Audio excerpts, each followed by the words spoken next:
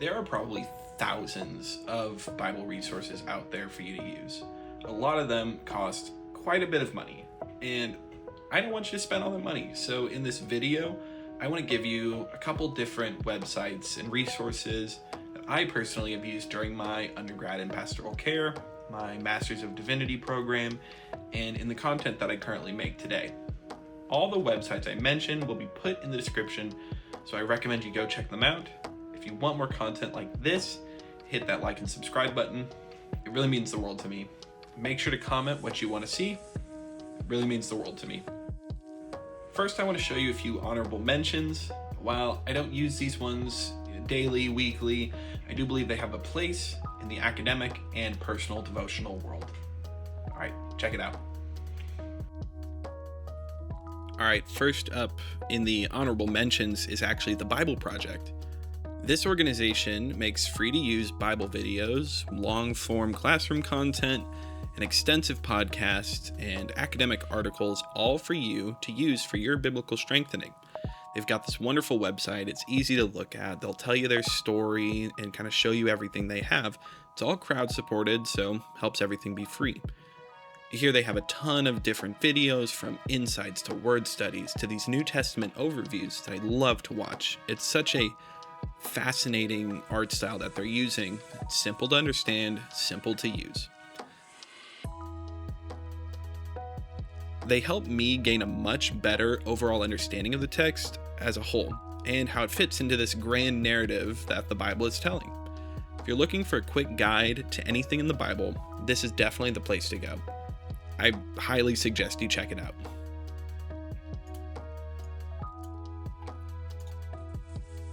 Second honorable mention, very useful tool, very wonderful. I'd say it's definitely great for beginners looking to get into biblical language and need that easy to use resource.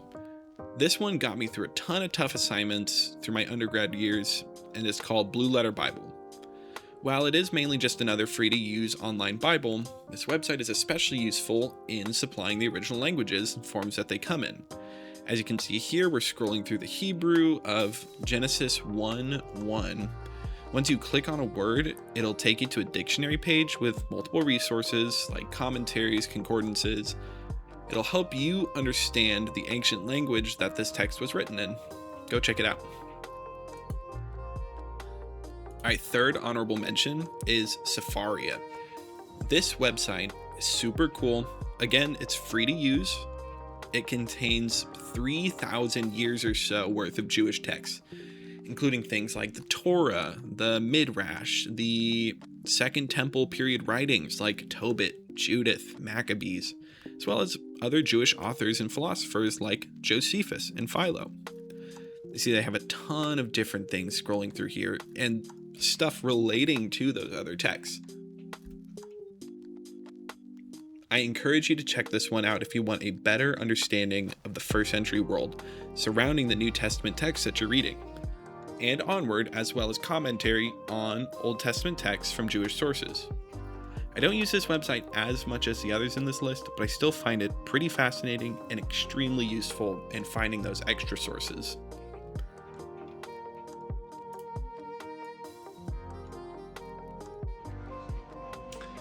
These next three websites are ones that I consistently use on a weekly basis when researching, writing, or just doing my personal Bible reading. None of these are ranked in any way, but rather it's a pretty subjective list of just websites that I personally enjoy using and I think would be useful for you.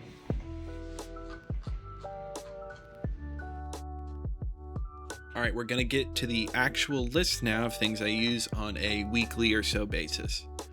So first on this list is a website called Marble. Stands for Modular Aggregation of Resources on the Bible. Like Blue Letter Bible from earlier in this video, this website is incredibly useful for Bible translation, but I personally enjoy using Marble a bit more for this.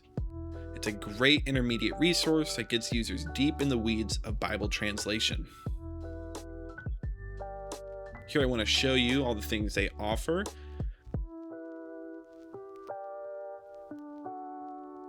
They have their dictionaries. Here you can just kind of click on whatever letter it is that your word starts with. You see they have tons and tons and tons of words that you can do these studies on. When we get to the regular text, we're actually going to look at Genesis 1:1 as an example.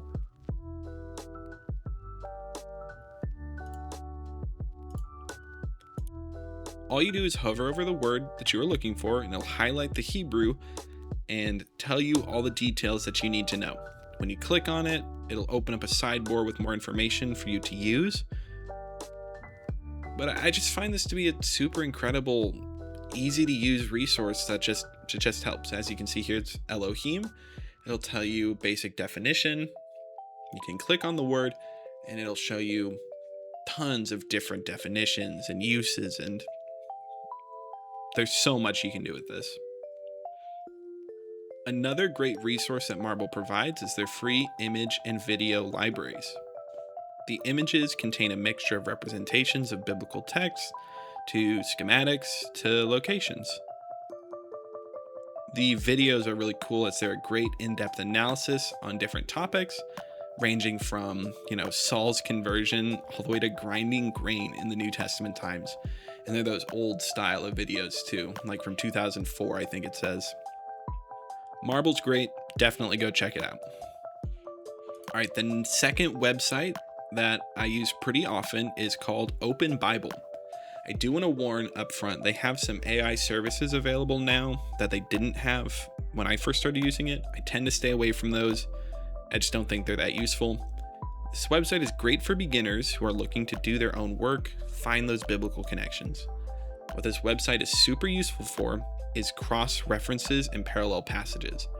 All you got to do is scroll down to labs, scroll down to cross-references, and you'll find over 340,000 different scripture references. Type in the book you want, as well as the chapter, it will give you multiple different levels of reference. You can see I'm using Genesis 1:1 as an example again. See, it pulls together tons of different references from the Old and New Testament. The darker the color, the more closely related the verse is to yours. Hidden gem time. This is a bonus website that I found while making this video. I think it's really cool. Completely free and usable copy of the Codex Sinaiticus. Codex Sinaiticus is one of the most important books in the world. Handwritten well over 1600 years ago, the manuscript contains the Christian Bible in Greek, including the oldest copy of the New Testament. That's super cool. Heavily corrected text is of outstanding importance for the history of the Bible and the manuscript, the oldest substantial book to survive antiquity. It is of supreme importance for the history of the book. It also contains manuscripts of multiple books that did not make it into Catholic or Protestant canons, including like the Letter of Barnabas and the Shepherd of Hermas. Super cool website. I did just read the description from the website for most of that, so go check it out. It's not super great for like basic Bible study, but still a super cool resource. This is the last website, and it is actually my favorite, like objectively my favorite website. And it is the most niche on the list. It's the Catholic Cross-Reference and their Church Father Scripture search engine. Super cool. Oh my goodness, it's so cool. I would say that this is probably for your more expert level Bible study. When you really want to dig deeper than, diamonds in Minecraft, that kind of thing.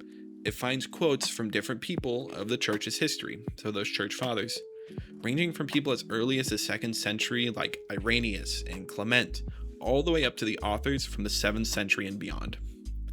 If you have ever wanted to see what Christians from 1900 years ago were saying about Jesus in the Bible, this is the place to go check it out.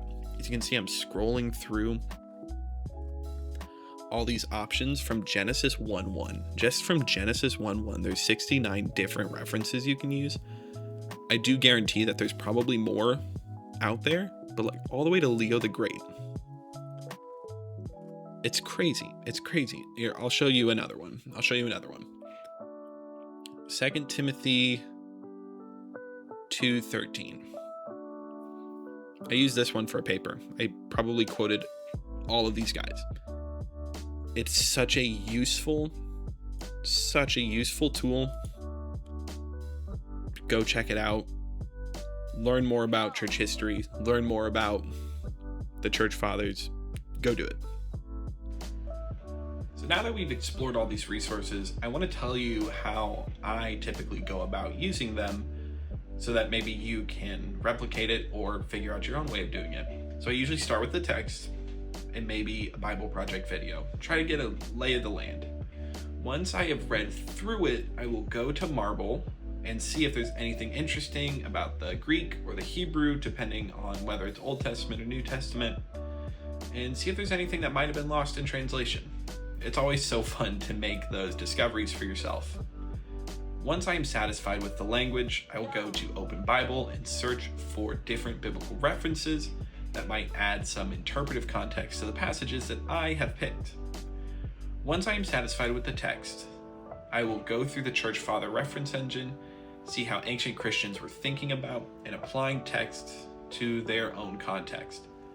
And that's just how I do it. You're welcome to choose your own steps, but I recommend using these different resources. And those are the websites that I use the most when I am reading my Bible. As you can see, Bible study help is a lot easier to find than you would think. Gone are the days where you need to spend hundreds of thousands of dollars on expensive softwares and Bible study handbooks. All the resources that you need are just waiting for you to pick them up, and they're waiting to be used. I hope this video has helped you on your journey as well. It is my goal to provide resources, sound advice when reading scripture to help you grow deeper in your understanding of the biblical text, and maybe your own walk with Christ as well. If you haven't already, leave a like and a comment. It really helps this channel. It's very small. Consider subscribing as well. Helps me out a lot. I hope to see you all again soon. God bless, my friends.